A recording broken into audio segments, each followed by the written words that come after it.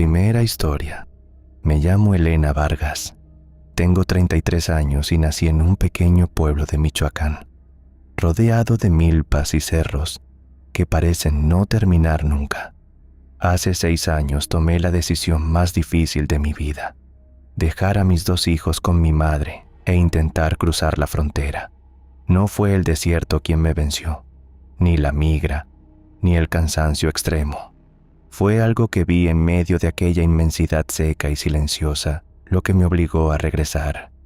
Toda la familia se unió para reunir los $8,000 que pedía el coyote.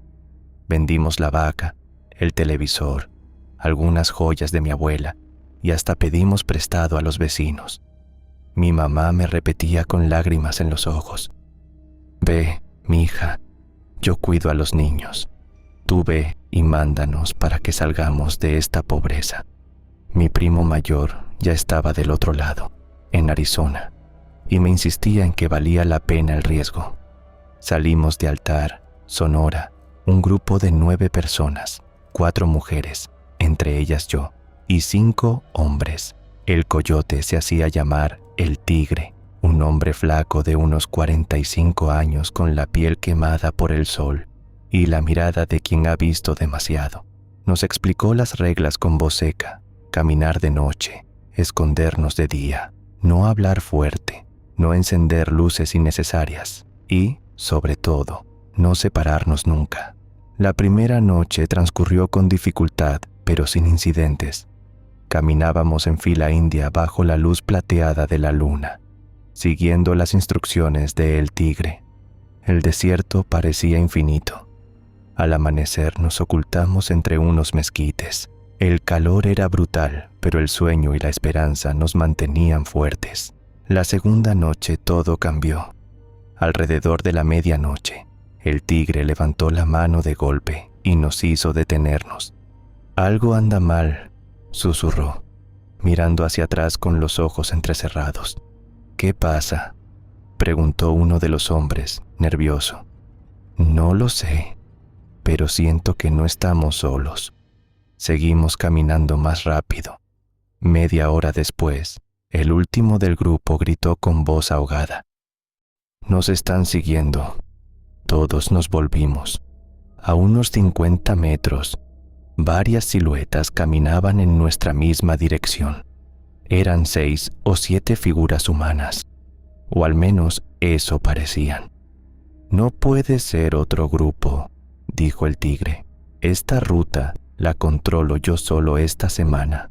Las figuras mantenían la distancia exacta, no se acercaban, pero tampoco se quedaban atrás. El Tigre aceleró el paso y nosotros lo seguimos casi corriendo, con el corazón latiendo en la garganta y las ampollas de los pies ardiendo. Cuando la primera luz del alba comenzó a teñir el cielo, nos escondimos entre unas grandes formaciones rocosas. El Tigre se quedó vigilando mientras los demás intentábamos descansar. Nadie pudo dormir de verdad. Al mediodía, una de las mujeres, Marta, señaló con mano temblorosa hacia el horizonte. «Ahí están otra vez». Bajo la luz implacable del sol, las figuras se veían con más claridad. Eran siluetas humanas, pero algo en ellas resultaba profundamente equivocado. Permanecían completamente inmóviles, como estatuas plantadas en la arena ardiente, mirando directamente hacia nuestro escondite. «¿Cómo supieron dónde estábamos?», murmuró uno de los hombres. El Tigre no contestó. Su rostro había perdido todo rastro de confianza. «No podemos quedarnos aquí hasta la noche», dijo. «Nos vamos ahora». A pesar del sol abrasador, recogimos nuestras cosas y comenzamos a caminar de día. El calor nos golpeaba como un martillo. Sudábamos, bebíamos agua sin parar y mirábamos constantemente hacia atrás. Por un rato creímos que las habíamos perdido. Nos ocultamos de nuevo bajo unos arbustos cuando el sol estaba en su punto más alto. El agotamiento nos venció y logré dormir unas horas. Me despertó la voz asustada de Marta. «Elena, míralas». Las figuras estaban mucho más cerca. Ahora podíamos distinguir que sus movimientos no eran normales. Se deslizaban más que caminar. Sus rostros eran manchas oscuras, donde deberían estar los ojos y la boca. Y entonces las escuchamos por primera vez. Un coro de susurros graves y entrecortados que parecían venir de todas partes al mismo tiempo, pronunciando palabras que no lográbamos entender. El miedo se volvió pánico. «¡Corran!», gritó el tigre.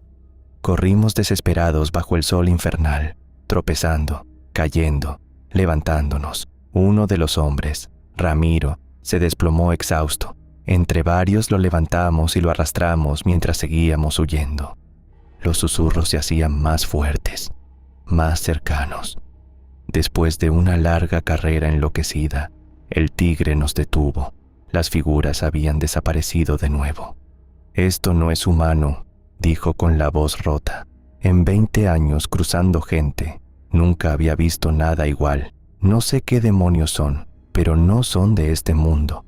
Marta, la otra mujer, Leticia y Ramiro decidieron que no podían seguir. Yo también lo sentí en el alma.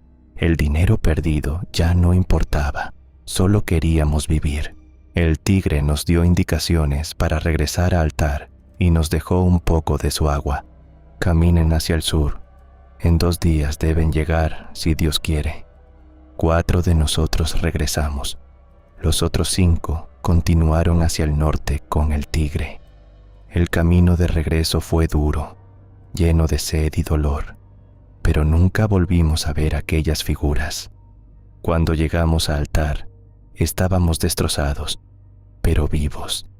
Meses después, uno de los hombres que logró cruzar me contactó. Le pregunté si las figuras lo siguieron hasta el final. «Sí», me dijo, «nos acompañaron hasta la misma línea fronteriza, pero cuando cruzamos al otro lado, se detuvieron, como si una barrera invisible les impidiera pasar. Regresé a mi pueblo, abracé a mis hijos y a mi madre como si hubiera vuelto de la muerte. No he vuelto a intentar cruzar y ya no quiero hacerlo. Lo que vi en ese desierto me cambió para siempre. Hay cosas que viven en esos lugares vacíos, cosas que se alimentan del miedo, de la desesperación y de los sueños rotos de quienes solo buscan una vida mejor. El desierto guarda muchos secretos. La gente habla de desaparecidos, de asaltantes, de la migra, pero yo sé que algunas de esas personas simplemente se encontraron con ellas y no lograron escapar. Hoy limpio casas en el pueblo, vendo tamales los fines de semana y estoy con mis hijos. No es la vida que soñé, pero es una vida real. Y eso, después de lo que vi, ya es más que suficiente. A veces, en las noches calurosas, todavía escucho en mi mente aquel coro de susurros y me pregunto qué querían, qué buscaban de nosotros. Pero en el fondo, sé que es mejor no saberlo nunca. Solo quiero olvidar aquellas siluetas inmóviles bajo el sol, aquellos ojos oscuros y ese susurro que parecía venir del mismo infierno, del desierto.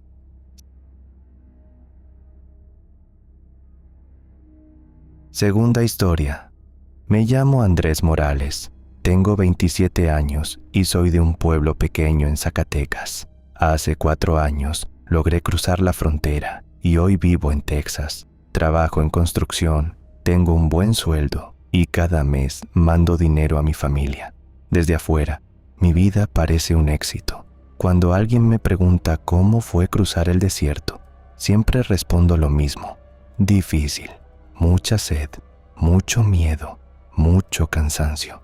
Pero nunca cuento la verdad completa. Nunca hablo de lo que realmente pasó la segunda noche. Éramos un grupo de 7 personas. El coyote se llamaba Raúl, un hombre de unos 32 años que parecía conocer cada piedra de esa ruta. Salimos de Nogales un jueves por la tarde. El plan era caminar 3 noches, dormir de día escondidos y llegar al punto donde nos recogería una camioneta. Miles lo habían hecho antes. Parecía sencillo. La primera noche transcurrió sin mayores problemas. Caminamos bajo la luna, descansamos cuando era necesario y al amanecer nos ocultamos entre rocas. El calor era fuerte, pero teníamos agua y todos resistíamos. La segunda noche comenzó como cualquier otra. Habíamos caminado unas 2 horas cuando don Fernando, el hombre mayor del grupo, pidió parar. Su pie derecho estaba hinchado y rojo. Una ampolla se le había infectado. Raúl le limpió la herida lo mejor que pudo y le dijo que tendría que aguantar. Don Fernando asintió. Se puso el zapato y seguimos, aunque ahora mucho más lento.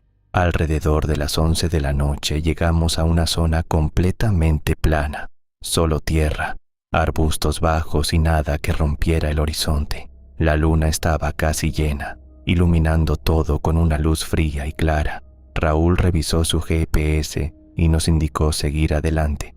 Fue entonces cuando lo vi. A unos 100 metros delante de nosotros, había una forma oscura recortada contra el desierto. Al acercarnos, descubrimos que se trataba de una casa vieja de adobe, abandonada. Las paredes estaban medio derruidas, no tenía techo, y las ventanas eran huecos negros que miraban hacia la nada. ¿Una casa aquí en medio de la nada?, preguntó alguien sorprendido. Hay ruinas antiguas de ranchos que ya nadie recuerda, explicó Raúl. A veces los migrantes las usan para descansar. Don Fernando, que apenas podía caminar, suplicó: «Solo unos minutos, por favor. El pie me está matando». Raúl dudó, pero finalmente aceptó. Entramos con cuidado. Adentro había un espacio amplio con piso de tierra. Nos sentamos a descansar. Yo me acomodé cerca de una ventana sin vidrio, desde donde podía ver el desierto plateado por la luna. Estábamos en silencio cuando escuchamos un ruido extraño que venía del fondo de la casa, como si alguien arrastrara algo pesado por el suelo. Todos nos quedamos congelados. Raúl se levantó, revisó el otro cuarto y regresó diciendo que no había nadie, que probablemente había sido un animal. El ambiente se había vuelto pesado. Nadie quería quedarse más tiempo. Al salir, noté algo en la pared junto a la entrada. Decenas de nombres tallados en el adobe seco. Nombres y fechas. Carlos Rivera, 2017. Familia López, 2020. Sofía Mendoza, 2019. Muchos nombres. Algunos tenían pequeñas cruces talladas al lado. Son marcas de migrantes que pasaron por aquí, dijo Raúl en voz baja. Los dejan por si algo les pasa después. Sentí un escalofrío. Toda esa gente había estado exactamente donde nosotros estábamos ahora. Seguimos caminando. Habíamos avanzado poco más de 1 hora cuando Raúl se detuvo, confundido. Esto no está bien. Según el GPS, deberíamos haber avanzado mucho más, pero estamos casi en el mismo punto. Caminamos otra hora más, guiándonos por las estrellas. Cuando Raúl revisó de nuevo, su rostro palideció. Seguimos en las mismas coordenadas, no hemos avanzado nada, y entonces la vimos a lo lejos, la misma casa de adobe. Imposible. Habíamos caminado en línea recta, pero ahí estaba, inconfundible. Regresamos para confirmar. Entramos otra vez. Las mismas latas oxidadas, la misma basura, los mismos nombres en la pared. El pánico empezó a crecer. Raúl amarró un trapo rojo a un arbusto cercano y dijo: «Esta vez vamos a saber si realmente estamos dando vueltas». Caminamos 2 horas más, atentos a cada detalle del terreno. Cuando el cielo comenzó a clarear, la casa apareció de nuevo frente a nosotros, con el trapo rojo ondeando suavemente. Entramos desesperados. Esta vez noté algo nuevo en la pared. Muchas de las cruces junto a los nombres. Conté más de 20. En el cuarto del fondo, escrito con carbón desvanecido en la pared, encontramos un mensaje. Si puedes leer esto, todavía hay tiempo. No talles tu nombre. No te quedes hasta el amanecer. Corre hacia donde salió el sol y no mires atrás. En ese instante, los primeros rayos del sol tocaron las paredes.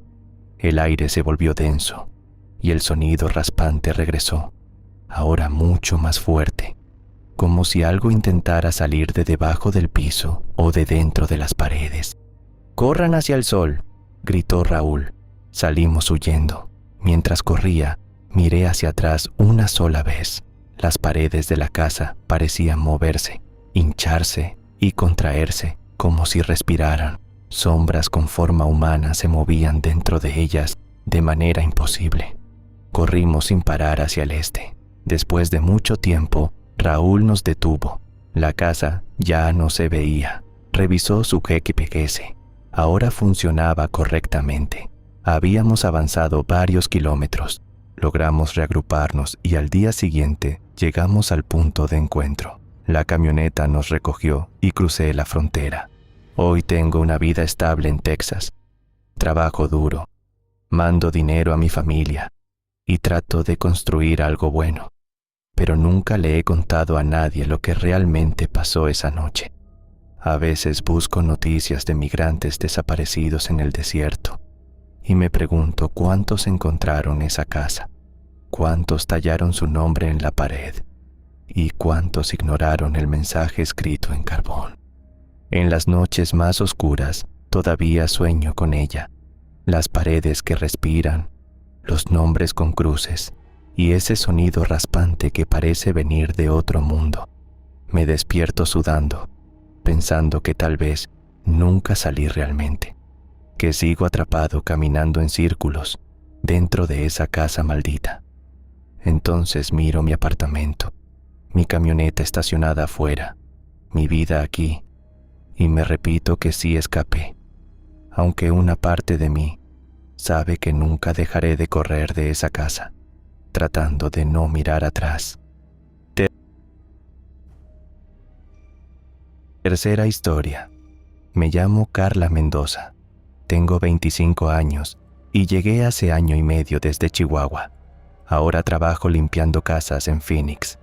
El calor de Arizona todavía me agobia, pero no me quejo. Gano lo suficiente para vivir y para mandar dinero cada mes a mi familia. Desde afuera, mi vida parece normal. Nadie sabe que traigo algo conmigo desde el desierto, algo que recogí sin pensar y que casi me cuesta la cordura. Mi cruce fue diferente al de la mayoría. No tenía dinero para pagar un coyote. Mi primo Javier, que ya llevaba 3 años trabajando aquí, me aseguró que él conocía una ruta segura. Me mandó mapas detallados por WhatsApp, coordenadas exactas, puntos de referencia y hasta ubicaciones donde algunos grupos dejaban agua escondida. Me advirtió que era peligroso caminar sola, pero que si seguía sus instrucciones al pie de la letra, podía lograrlo en poco más de un día y medio. Crucé por Nogales en febrero. Preferí el frío de la noche al calor infernal del verano.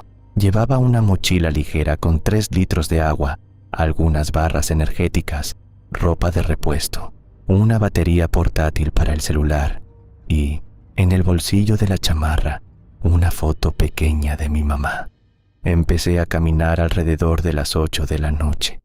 Javier me llamó para confirmar que todo iba bien.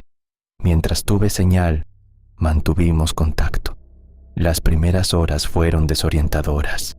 El desierto de noche se ve todo igual, solo rocas, arbustos bajos y sombras. El GPS del celular funcionaba, pero cuando se cortó la señal cerca de la medianoche, tuve que guiarme solo por las coordenadas que él me había enviado. La luna casi llena iluminaba el paisaje, lo que ayudaba a ver el camino, pero también me hacía sentir vulnerable, como si cualquier cosa pudiera observarme desde lejos. El silencio del desierto no es tranquilo. Es una especie de espera tensa, como si el lugar mismo estuviera conteniendo la respiración.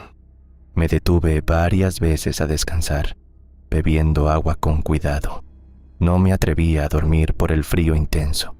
Fue alrededor de las 4 de la mañana cuando lo vi, un resplandor verdoso extraño, que salía de entre unas rocas grandes. Pensé que podía ser otro migrante o un campamento. Me acerqué con sigilo, pero no había nadie. En el suelo, medio enterrada en la arena, encontré una mochila vieja y rota. Dentro de ella, dentro de una bolsa de plástico, brillaba con esa luz fosforescente. Saqué la bolsa con curiosidad. Adentro había una piedra del tamaño de mi puño. Era oscura, pero tenía vetas que emitían un verde brillante y hermoso. Nunca había visto nada igual. Pensé que quizá valía algo, que podría venderla una vez que llegara a Phoenix. La guardé en mi mochila y seguí caminando. En ese momento no le di más importancia. Solo quería llegar. El sol salió poco después de las 6:30. Busqué sombra bajo una roca grande. Descansé un par de horas. Comí y revisé el rumbo. Iba bien, mejor de lo esperado. La segunda noche fue mucho más dura. Los pies me ardían por las ampollas reventadas. Cada paso dolía, pero las luces de la carretera que Javier me había mencionado aparecieron alrededor de las 11. Lloré de alivio. Crucé la carretera con cuidado y caminé hasta el punto donde mi primo me esperaba. Javier me abrazó fuerte cuando me vio. «Lo lograste, prima». Me llevó a su departamento. Dormí casi 14 horas seguidas. Al despertar, él ya se había ido a trabajar.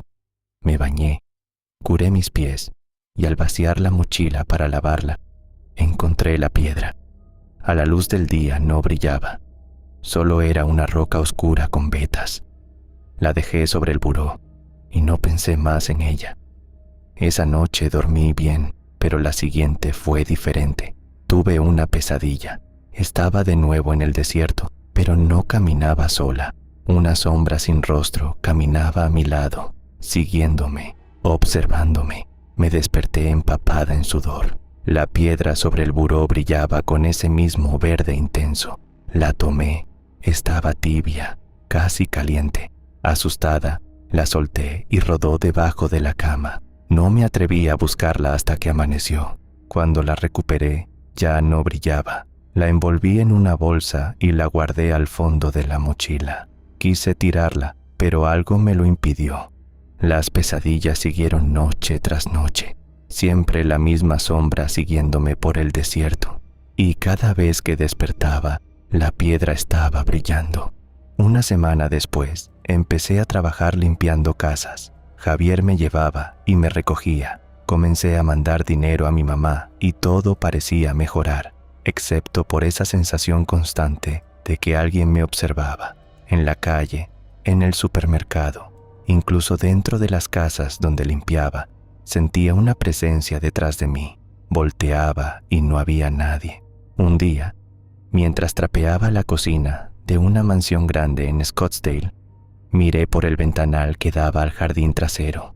Junto a la piscina había una figura alta y delgada, completamente negra, como una silueta recortada contra la luz. No tenía rostro ni detalles, solo forma humana. Se volvió hacia mí, aunque no tenía ojos. Sentí su mirada clavada en mi cuerpo. Solté el trapeador y corrí a encerrarme en el baño. Esperé varios minutos con el corazón desbocado. Cuando salí, la figura ya no estaba. Esa misma noche le conté todo a Javier: la piedra, las pesadillas, la sombra. No se rió, se puso serio y me pidió verla. En cuanto la tuvo en las manos, su expresión cambió. ¿De dónde sacaste esto? Le expliqué que la encontré en el desierto. Negó con la cabeza. Prima, en ese desierto hay lugares donde no se debe tocar nada. Cosas que quedan de gente que murió ahí con mucho dolor. Esa piedra está cargada. Me dijo que tenía que deshacerme de ella cuanto antes, que lo que me seguía estaba atado a esa roca. Intenté tirarla esa noche.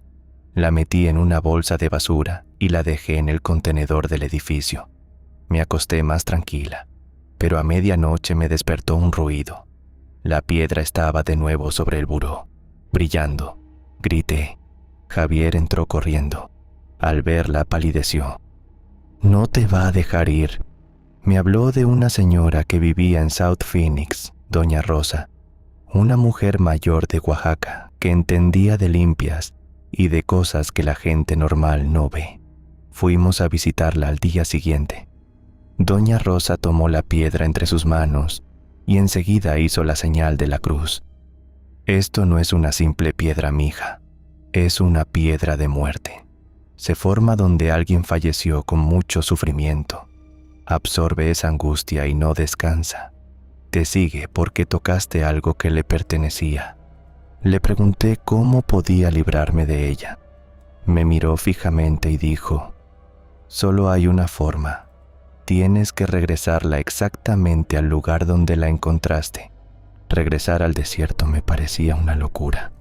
Le dije que era demasiado peligroso, que podía ser detenida. Doña Rosa fue clara. O devuelves lo que no es tuyo, o esa cosa te va a acompañar el resto de tu vida, y un día dejará de solo seguirte. Me hizo una limpia, me dio agua bendita y un escapulario, pero me advirtió que solo era protección temporal. La solución definitiva era devolver la piedra. Javier se ofreció a acompañarme. Planeamos el viaje para el fin de semana. Salimos de Phoenix el viernes por la noche y llegamos a Nogales cerca de las 2 de la mañana. Caminamos juntos por el desierto con linternas. La piedra dentro de mi mochila se sentía más pesada que nunca. Después de casi 2 horas, reconocí el lugar, las rocas grandes donde había encontrado la mochila vieja. La piedra empezó a brillar intensamente.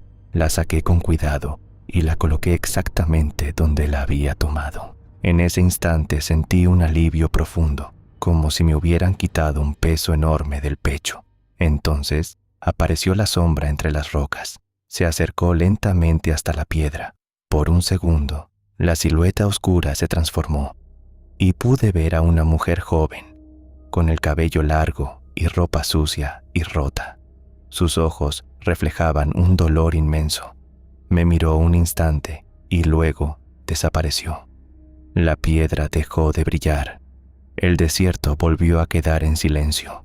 Javier y yo regresamos rápido hacia el lado estadounidense. Ninguno de los dos dejaba de mirar hacia atrás. Desde esa noche, las pesadillas terminaron. La sensación de ser seguida desapareció por completo. Han pasado 6 meses y no he vuelto a ver ninguna sombra. Doña Rosa tenía razón. En el desierto no solo hay arena y rocas, hay dolor, hay historias inconclusas y hay objetos que nunca deben ser tocados. Yo tomé algo que no me pertenecía y pagué el precio con miedo y noches sin dormir. Ahora sé que algunas cosas que brillan en la oscuridad llevan consigo el sufrimiento de otros y que, a veces, la única forma de recuperar la paz es devolver lo que nunca debió ser nuestro. Cuarta historia. Llevo 4 años viviendo en Carolina del Norte, trabajando en una granja donde corto tabaco desde el amanecer hasta el atardecer. El sueldo me alcanza para mantener a mi esposa y a mis 2 hijos en Michoacán. Cada mes les mando dinero y les digo que todo va bien, que el trabajo es duro pero honrado. Nunca les he contado la verdad completa de cómo logré cruzar la frontera. Nunca les he hablado de la mujer que apareció cuando ya había perdido toda esperanza y que desapareció de la misma forma en que llegó. Me llamo Miguel Ángel Contreras. Soy de un rancho pequeño cerca de Apatzingán, Michoacán. Me decidí a cruzar porque mi esposa estaba embarazada de nuestro segundo hijo y el dinero ya no alcanzaba para nada. Mi padre había cruzado 3 veces y mi tío 2. Todos me decían lo mismo. Era difícil, muy difícil, pero posible si uno aguantaba. Vendí mis 2 vacas, junté lo poco que tenía y me fui rumbo al norte. Me dijeron que un grupo saldría desde Caborca, Sonora, y que serían 2 noches de camino hasta Arizona. Llegué después de 2 días eternos en autobús. Éramos 8 personas, 2 familias completas, 2 hermanos de Guerrero y yo. El coyote era un señor mayor, de unos 60 años, al que todos llamaban Don Lupe. Lo ayudaba su sobrino, un muchacho flaco de unos 20 años llamado Chema. Don Lupe nos explicó lo básico antes de empezar: mochila ligera, 2 litros de agua como máximo, comida que no pesara y nada que pudiera brillar en la noche. Salimos un jueves por la tarde. Nos llevaron en una camioneta hasta el final del camino de tierra y desde ahí comenzamos a caminar. La primera noche fue brutal. Caminamos casi 6 horas seguidas. Las piernas me ardían, la espalda me pesaba, pero seguía adelante. Una de las mujeres cargaba a su hija de 5 años a ratos en la espalda. Ver el esfuerzo de esa niña me daba fuerzas. Si ella podía, yo también. Descansamos antes del amanecer, escondidos entre unas rocas grandes. Don Lupe nos advirtió que durante el día casi no caminaríamos. El calor podía matar. Dormimos poco y mal sobre el suelo duro. El sol pegaba fuerte y el agua dentro de las botellas se calentaba hasta saber a plástico. Don Lupe racionaba cada sorbo. «Todavía falta mucho», repetía. «No se la acaben de un jalón». A media tarde reanudamos la marcha. El terreno se volvió más difícil. Subidas, bajadas, cañadas estrechas. La niña empezó a llorar porque le dolían los pies. Su mamá trataba de consolarla, pero se veía que ella también estaba al límite. Yo iba siempre al final del grupo. De pronto, mientras bajábamos un cerro, escuché el ruido lejano de un motor. Don Lupe nos hizo señas urgentes para que nos tiráramos al suelo. «La migra», susurró Chema. Todos nos ocultamos como pudimos. Yo me lancé detrás de un matorral grande y me quedé boca abajo, sin respirar casi. El vehículo pasó muy cerca. Sentía el corazón golpeándome el pecho tan fuerte que pensé que me delataría. Cuando el motor se alejó, esperé la señal de Don Lupe para levantarme. Esperé y esperé. Nada. Me asomé con cuidado. El grupo ya no estaba. Se habían movido y yo no me di cuenta. Empecé a caminar en la dirección que creí que habían tomado. Subí una loma pequeña para tener mejor vista, pero solo vi desierto vacío. «Don Lupe, Chema», llamé en voz baja. Solo el viento respondió. Caminé más rápido, buscando huellas, pero el viento ya las había borrado. El pánico empezó a subir por mi garganta. Saqué el celular, sin señal. Ni siquiera tenía los números de nadie. En ese momento entendí que estaba completamente solo, perdido en medio del desierto, con apenas medio litro de agua. El miedo me paralizó. Caminé en círculos, gritando cada vez más fuerte, sin importarme ya si la migra me escuchaba. Prefería que me deportaran a morir ahí abandonado. Nadie contestó. El sol comenzó a bajar y yo seguía sin rumbo. Me senté en una roca y por primera vez en muchos años lloré como niño. Lloré por mi esposa, por mi hijo que había dejado, por el bebé que estaba por nacer. Lloré pensando que mi cuerpo sería encontrado semanas después, seco bajo el sol. Cuando cayó la noche, el frío llegó de golpe.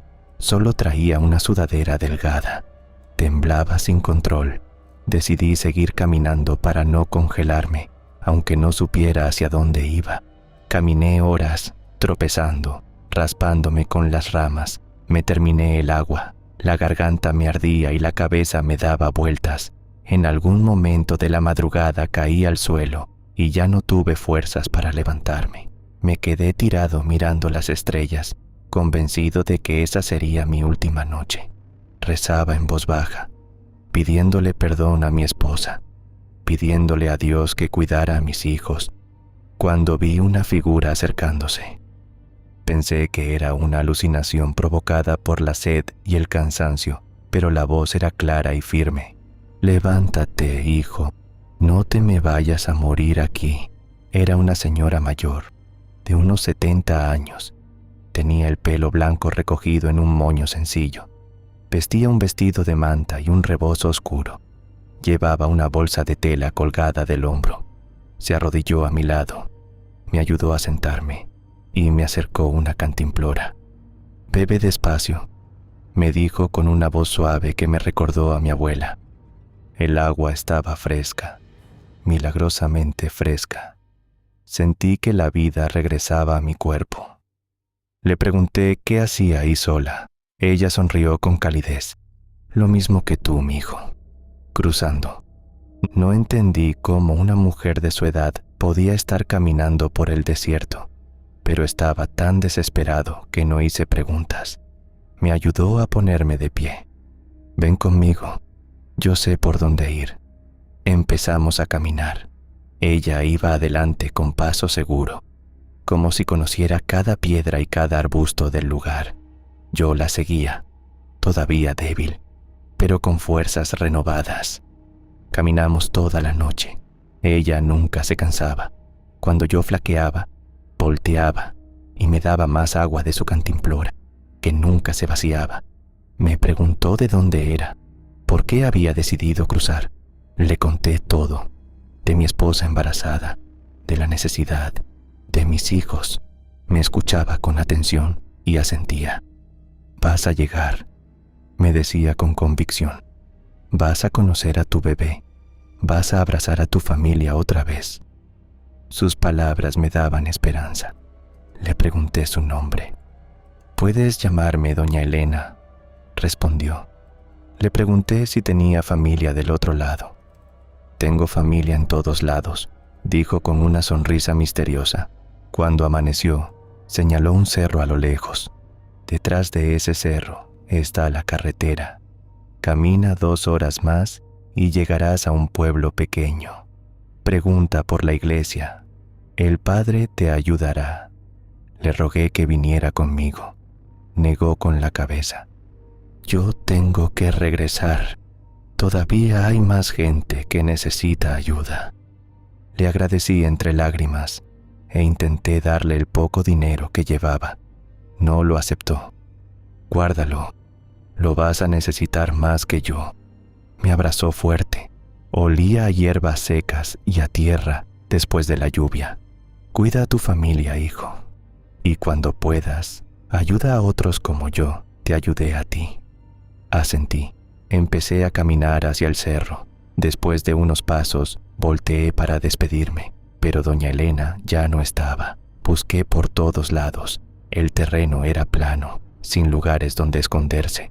Simplemente había desaparecido. Seguí caminando como ella me indicó. Detrás del cerro encontré la carretera y, más adelante, el pueblo. Pregunté por la iglesia. El padre, un señor mexicano-americano de edad avanzada, me recibió sin hacer preguntas. Me dio comida, agua y ropa limpia. Me permitió quedarme 2 días mientras arreglaba cómo seguir mi camino. Le conté lo que me había pasado y le describí a doña Elena con todo detalle. Su rostro cambió, se puso pálido y me llevó a una salita donde tenía fotos antiguas de la parroquia. En una de ellas, tomada hacía más de 35 años, aparecía una mujer idéntica a doña Elena. Mismo rostro, mismo moño, mismo rebozo. «Esa es Elena Vargas», me dijo el padre con voz baja. Murió en 1988 mientras intentaba cruzar el desierto para reunirse con sus hijos. La encontraron a 2 días de la frontera. Me quedé sin palabras. Desde entonces, continuó, muchos migrantes que se pierden por aquí cuentan la misma historia. Una señora mayor aparece, les da agua, los guía y desaparece antes de llegar al final del camino. El padre me puso una mano en el hombro. Parece que Elena nunca pudo llegar con sus hijos en vida, pero decidió quedarse ayudando a otros a lograrlo. Has sido bendecido, hijo. Me quedé llorando en esa iglesia durante horas, no de tristeza, sino de una gratitud tan grande que no cabía en el pecho. El padre me ayudó a continuar mi viaje. 2 semanas después, llegué a Carolina del Norte. Conseguí trabajo en la granja y meses más tarde, mi esposa dio a luz a nuestra hija. La llamamos Elena. Nunca he vuelto a ver a doña Elena, pero sé que sigue ahí, en ese desierto inmenso, apareciendo cuando alguien más la necesita. Cuando la gente me pregunta cómo logré cruzar, les respondo que tuve suerte, pero la verdad es otra. Sin ella, yo habría muerto solo bajo las estrellas. Mi hija no habría nacido. Mi familia seguiría esperándome sin saber qué fue de mí. Doña Elena fue un ángel, un alma en pena o un milagro del desierto. No sé exactamente qué fue, pero sé que me salvó la vida. Gracias, doña Elena. Donde quiera que esté tu alma, gracias por no dejarme morir solo.